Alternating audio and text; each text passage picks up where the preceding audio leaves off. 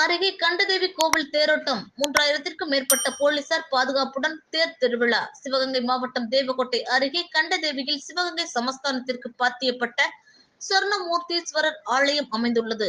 இக்கோவிலில் ஆண்டுதோறும் ஆனி மாதத்தில் நடைபெறும் திருவிழாவில் முக்கிய நிகழ்வாக தேரோட்டம் நடைபெறும். இந்நிலையில் கடந்த 1998ஆம் ஆண்டு இரு தரப்பினருக்கு இடையே ஏற்பட்ட பிரச்சினை காரணமாக தேரோட்டம் பாதியிலேயே நிறுத்தப்பட்டது.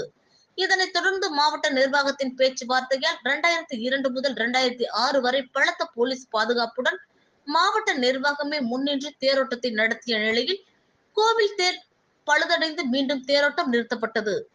இது புதுப்பிக்கப்பட்டும் தேரோட்டம் நடத்தப்படாததால் கண்டதேவி ஊர் முக்கியஸ்தர்கள் சென்னை உயர்நீதிமன்ற மதுரை கிளையில் தேரோட்டம் நடத்த உத்தரவிட கோரி வழக்கு தொடுத்தனர். உயர்நீதிமன்ற வழிகாட்டுதலின்படி மாவட்ட நிர்வாகம் நடத்திய சமாதான கூட்டத்தில் அனைத்து தரப்பினரையும் ஒன்று சேர்த்து தேரோட்டம் நடத்த முடிவானதை அடுத்து இன்று காலை தேரோட்டம் சிறப்பாக நடைபெற்றது.